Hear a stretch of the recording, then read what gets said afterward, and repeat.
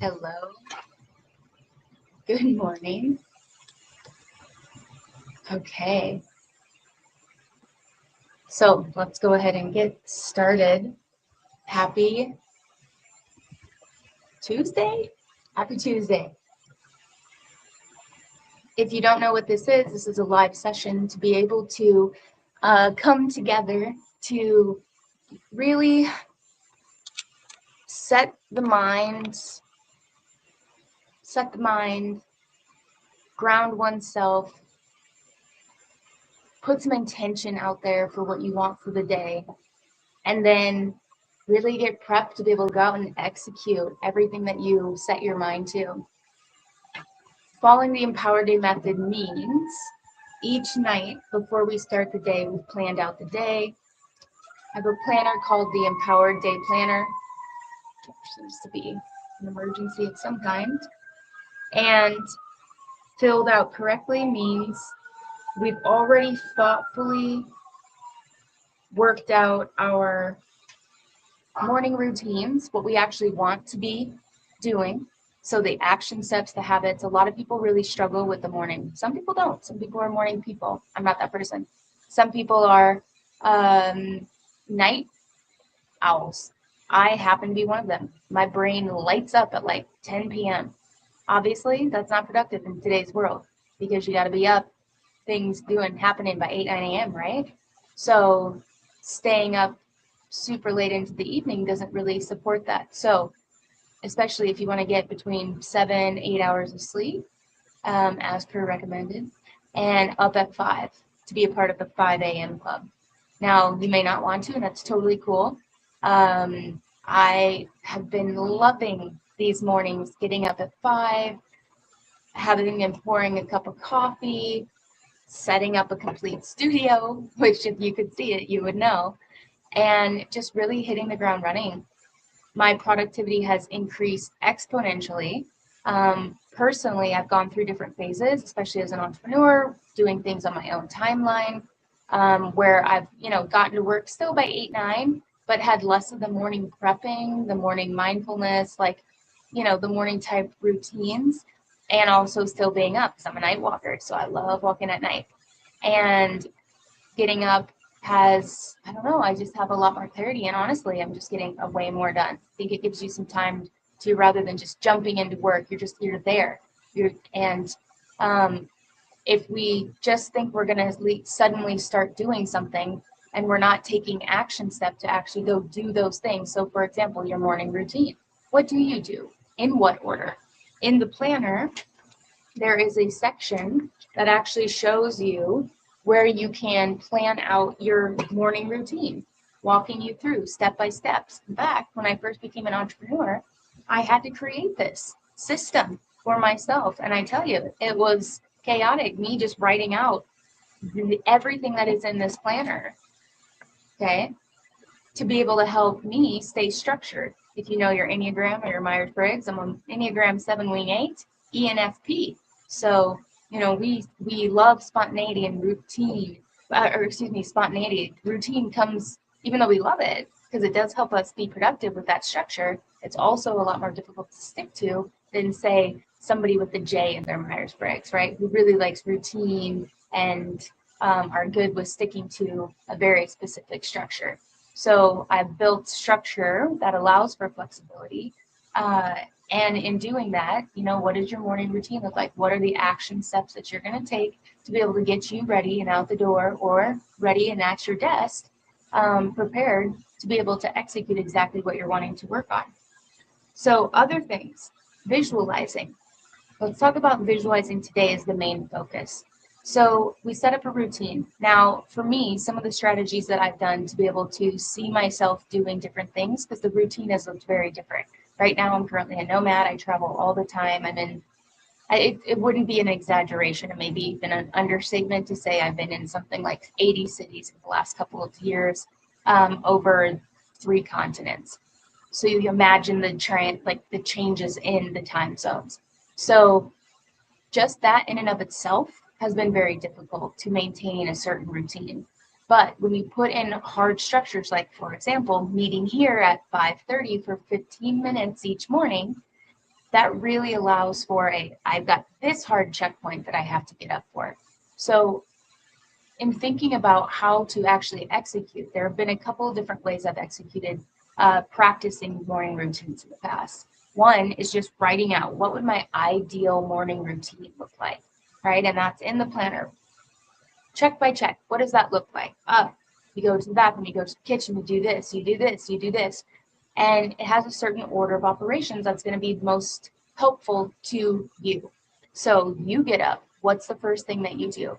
Well, a lot of times we want to press snooze, or a lot of times we want to roll over, or a lot of times because we haven't fully practiced what it means, or we get on our phones to have a high performing morning. And again, it doesn't have to be anything crazy. It could just be a couple of things, a quick review your goals, write down your goals, kind of see yourself visualize throughout the day, but that's one of the strategies. So once you have your morning routine set of what it is that you want to do, I encourage you to see yourself do it 10, 15, 20 times in your mind and actually practice it, right? Get into bed, sit and listen to like the calming music so you are in a meditative state, or this is what I have done. And then get up and walk yourself through the different positions within the hotel room, within your house, within wherever your environment is, so that you become very practiced. Proper preparation prevents poor performance. That's why people practice. Basketball teams practice, football teams practice. We can practice our morning routines too. So you get out of bed, you go to the first step, you go through the action. You go through the second step, you go through the action. You go through the third step, you go through the action. So there's two ways to actually practice here. It's one, actually just doing it. And two is the visualization of it. And the really cool thing is once you get this down, you actually can save so much time because you're not having to make all these decisions on what should I do next. And maybe some people have routines established. Is it optimized? Is it the routine that you want? Is it the routine that's giving you energy and vibrancy and just making you feel super alive and alert before you get started with your day and focus so that you know exactly what you're doing? If not, what small changes could you actually do to be able to help optimize and improve this for yourself? Now, let's talk about visualization a little bit more. In the planner, there are several sections where we've got beliefs I'm developing that we fill out each day, right? Because we've got a lot of limiting beliefs, but we also need a lot more empowering beliefs to be able to start developing. We've got affirmations. So this is affirming I am. I am is one of the most powerful phrases or starting phrases in the English language because it commands this consciousness of like I am, and it gives an identity. And we as humans only act within our identity or how we see ourselves. So if you're looking to change a behavior or you're wanting to execute in a really big way, visualization is the best way to be able to. Olympic athletes do this, right? Seeing yourself go through the steps, go through the motion, it can train your body.